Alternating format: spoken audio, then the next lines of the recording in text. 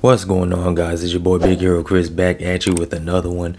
If you're new to the channel, go ahead and subscribe, give me a thumbs up, ring the notification bell, hit me up on Twitter, TikTok, the community post. You already know the vibes, and it is Wednesday, so you already know what that means. It's time for your AEW Dynamite review.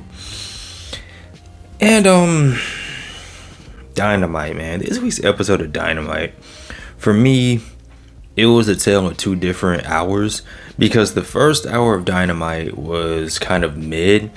It didn't really pick up for me until we got into the second hour of Dynamite, when we got to the Blackpool Combat Club committing hate crimes against Private Party.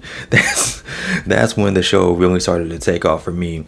But as far as the first hour goes, man, it started off with Chris Jericho wrestling Orange Cassidy, and honestly, I wasn't really paying attention to the match, because as soon as Orange Cassidy's music hit, I already knew what time it was. I already knew Chris Jericho was about to come out next. And for the most part, I really tuned out, man. I was just really on my phone. I wasn't paying attention. I would just look up and just pray for either this match to end or the world to end. The match ended first, so thank God for that. But yeah, as far as what Chris Jericho does and can't do, I'm just really tired of Chris Jericho. This whole learning street gimmick ran its course. It's overstayed its welcome. And I'm kind of at the point where I'm a little bit tired of Orange Cassidy too, because we always see him. He's always heavily featured on Dynamite and Collision and Rampage and the pay-per-views. Same with Chris Jericho. It's like, maybe if they took a little bit of time off, maybe we could appreciate them more, especially Orange Cassidy, because I'm a big fan of his, but I'm just kind of at the point where I'm tired of seeing him. So, yeah. But something I'm not tired of seeing is the Blackpool Combat Club. We saw them multiple times during this episode of Dynamite. The first time we saw was them pulling up to the show. After that, we saw them in the back. Claudio and Pac are 2/3 of the trio's champions, and they're like, yo, we on you though. Where you been at, man? We've been trying to call you, text you, send carrier pigeons, send a message in a bottle, and you're not hitting us back, bro. We're trying to defend these trios championships next week, and we really need you to show up, do your job, help us win. Pull up, man. Look out for the cookout. Look out for the greater good, as Jon Moxley said. And we see Will Yuta talking to Alex Marvez. And real quick, man, Alex Marvez, he sucks. I'm not for anybody losing their job, but if he were to get released, I would not lose any sleep, because he's not really good at what he does. Like, he's not good. But I digress. Will Yuta says that he's very conflicted about his feelings towards Bryan Danielson, because that's his mentor, but at the same time, his Blackpool Combat Club all day.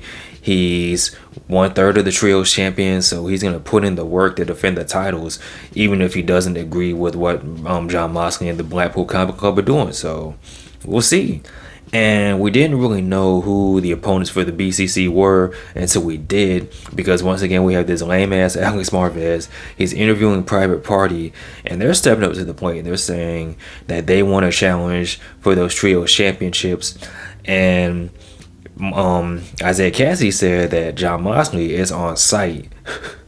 That didn't really work out too well for whole Private Party, because later in the show we see the Blackpool Combat Club coming out. They're making their way to the ring, and they get jumped by Private Party. This doesn't last too long, because there's like 4 of the Blackpool Combat Club, and it's only 2 of Private Party. And Private Party, God bless them, they got done up, man. They got done dirty. You had Claudio hitting power bombs onto his knee on Mark Quinn. You had Marina Shafir just knocking fools out. Alex Abraham has pulled up. He got his cheeks clapped, along with Commander, him too. And then you see Jon Moxley talking to Isaiah Cassidy, and he has a hammer in his hand. And he's talking to Isaiah Cassidy, saying that you're in the exact same position you were when you first came to AEW 5 years ago. And then Jon Moxley says that, hey man, we're going to give you some more obstacles to overcome. This is our gift to you. And Jon Moxley takes his hammer and hits Isaiah Cassidy on the hand, and presumably breaking Isaiah Cassidy's hand. And it's like, yo, how can Private Party fight for the trios titles if they just got their cheeks clapped by the Blackpool Combat Club. I don't know what's gonna happen. I don't know if they're gonna be able to compete next week at Grand Slam. I was kind of looking forward to it because it is private party and they are from New York, but I don't know if that's still going to take place. We got to wait and see. And we also have the added bonus of what's going to happen with Wheeler Yuta. Is he going to get done up too? Only time will tell, but I am really digging what they're doing with the Blackpool Combat Club. I'm feeling it. It's probably one of the best things going on in AEW right now. Another thing that's great about AEW, Christian Cage, the future AEW World Champion. He still has his I almost called it the Money in the Bank. That's not what it is. It's his contract to get his guaranteed title match, and he's being interviewed by Jon Moxley's wife. So that could go really south for old Christian Cage. And Christian also announces that Nick Wayne is going to be in a fatal 4-way match in a Collision. He's going to be wrestling Kip Sabian and 2 other dudes. I forget who they were.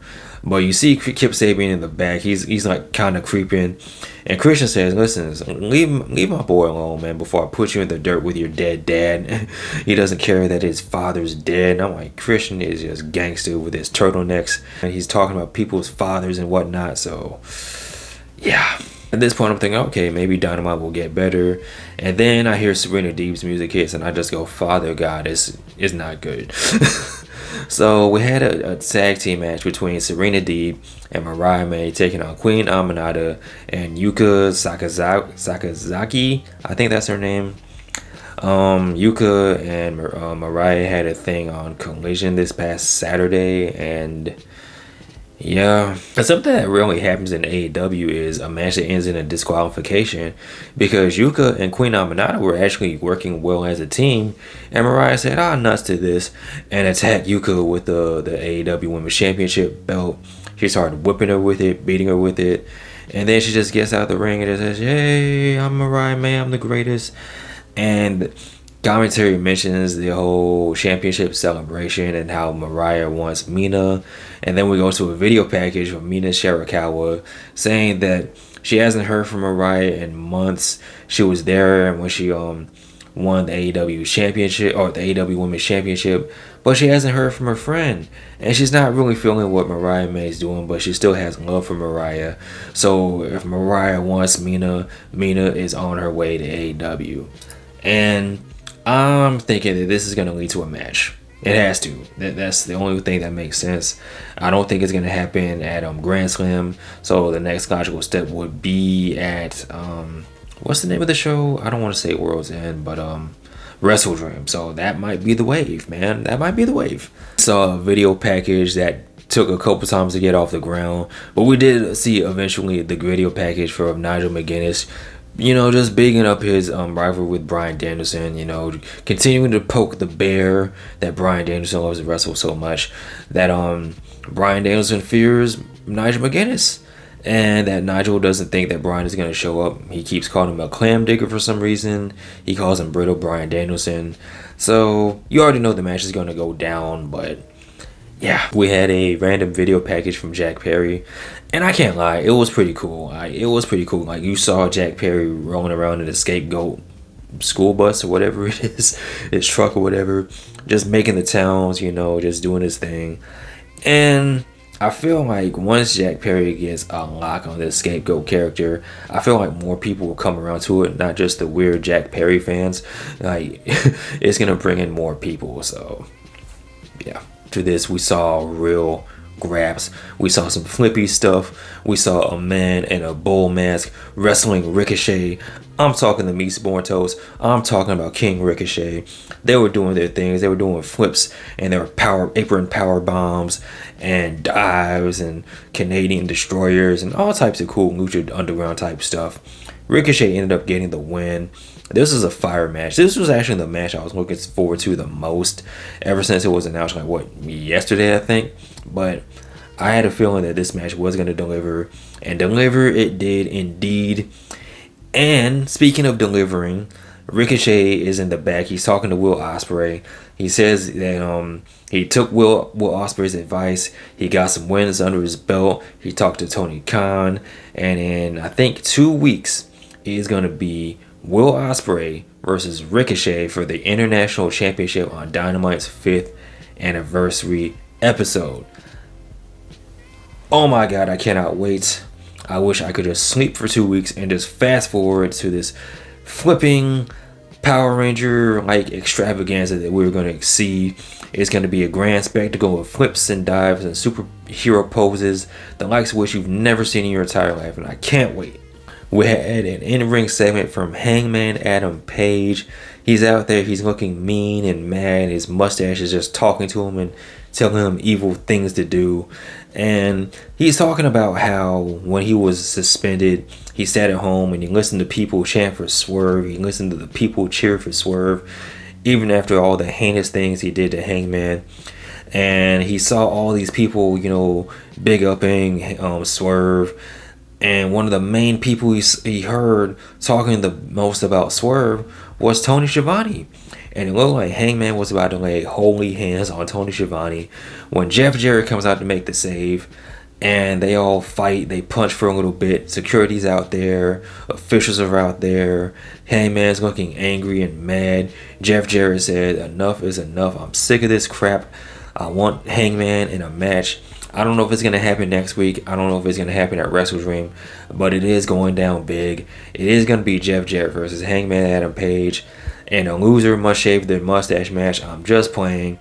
It's going to be a grudge match between the two. And, I think it should be a pretty fine match. So, speaking of fine matches, we go to our main event, which is a trios match. We have the Elite, the Elite, taking on the Don Callis family and Will by God Ospreay, Takeshita, and Kyle Fletcher. And off rip, you see the tension between Takeshita and Will Ospreay. Like, he keeps side-eyeing him, like, "I don't like you. Stop taking my TV time, you handsome curly-haired bitch." And then, speaking of bitch, you see a face-off between Okada and Will Ospreay. And before this really happens, you see Takeshita reaching out for the tag, and Will Ospreay's like, "Yo, chill out. I'm doing something right now." And then Will Ospreay and Okada, they're doing their thing for a little bit. You have Takeshita and Okada doing their thing for a little bit. And I want to say the real MVP of this match was Kyle Fletcher. He's been getting a real good push these past few months. And this match did a really good job of displaying, Kyle Fletcher and all the cool things that he can do. And you also saw a good match from the Young Bucks. Something that we've been begging for and pleading for the longest time. And we finally get to see the Young Bucks actually do good stuff in the ring. And we get to see that even more next week with a tag team title match against the United Empire. Speaking of the United Empire, Kyle Fletcher ended up getting the win. And after the match, you see the United Empire Titantron on the Titantron. And Takeshita is looking like he's just a jealous girlfriend. There was even one point during the match where I think it was Kyle Fletcher. He was going for the hot tag. Takeshita pushed Will Ospreay out of the way so he could get the hot tag. So that was pretty funny to me. But yeah, man, like I said, Kyle Fletcher ended up getting the win for his team, which means the Young Bucks are going to retain next week because that's the way wrestling works, you cowards. So with that being said, guys, what did you think of this week's episode of Dynamite? Are you just as tired of seeing Chris Jericho as I am? Let me know in the comment section below. Are you excited for Ospreay versus Ricochet? Let me know, man. Of course, as always, like, comment, and subscribe. You guys take care. Peace. I'm out. Peace.